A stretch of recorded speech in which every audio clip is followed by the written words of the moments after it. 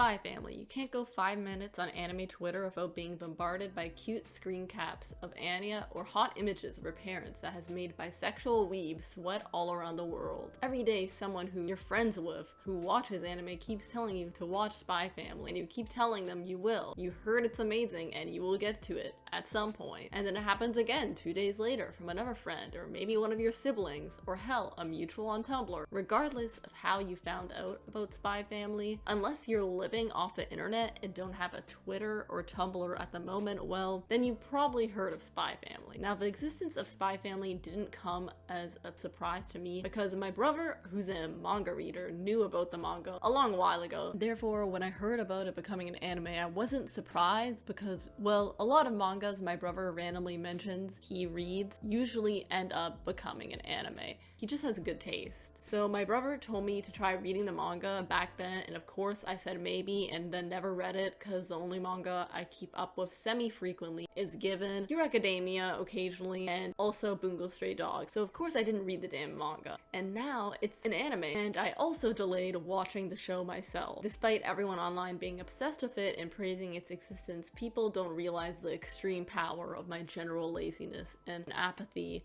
about watching new shows. Basically, I began watching the show because every app I use, both Tumblr and Twitter, has become infested with Spy Family.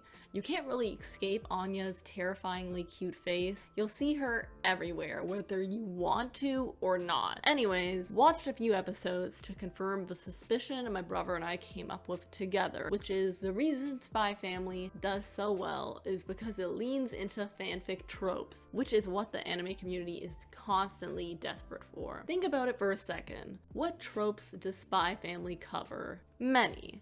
Spy AU, fake marriage AU, domestic relationship, family dynamics, child adoption, caretaking, and of course, fluff. Spy AU and fake marriage or fake relationship AUs are so common in fanfics. It's like the bread and butter of any 20 plus chaptered fanfic on any relationship in a popular fandom. And that isn't even incorporating the fact Anya basically has superpowers, sorta. She can read minds, which is another common AU in fanfics for shows that don't have characters with abilities or superpowers. There's always a superpower AU out there. So that's another added dynamic, which is similar to fanfic tropes in so many fanfics in the anime community. What I think is the key to making a super popular anime these days, especially if it's romance related, then you gotta lean into the fanfic tropes, because let's be honest here, there are so many fanfics that write better romance plots that are so much more satisfying than what we're given in anime form, which a lot of the time can be basic or boring and just not fun. Anime needs to lean into the fanfic energy, and I think the chances would become higher that people become obsessed with the show. So that is all I really have to say about Spy Family.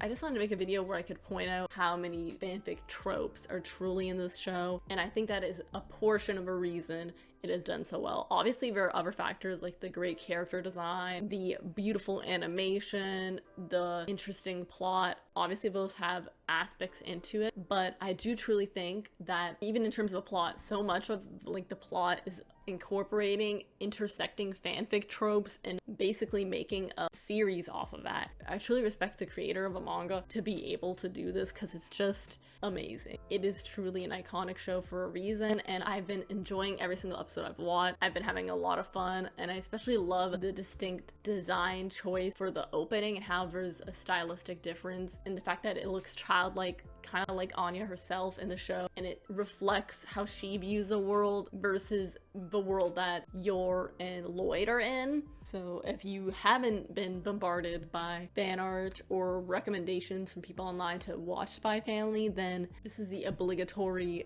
watch Spy Family video I'm making. I don't want to make it too long because I think the show speaks for itself, and the fans and the fandom itself speaks on why the show is so great. It incorporates a bunch of fanfic tropes, so if you love fanfic, you're gonna love the show. And if you like spy flicks, you'll probably also like this as well. And if you're not a fan of spy shows or movies or even novels, then maybe the family dynamics between the characters will sell you on the show. There's always something in this show for someone. Some people are there for the spy portions of the show. Other people are there for like the cute family dynamic moments, because it's very rare to have a whole anime focused on a fake family dynamic or a fake dating AU, in this case fake marriage AU. It's not extremely common in anime. I know it's like the norm in fanfics, but I guess in terms of anime media, it might be a bit behind in what actually gets animated. I'm pretty sure in manga form, there's probably like so many mangas out there that do involve fake dating or like fake marriage plots. But from what I've seen personally, and once again, I haven't watched every single anime out there, but this is the first one I've heard of that has been animated, and it's literally a whole family living a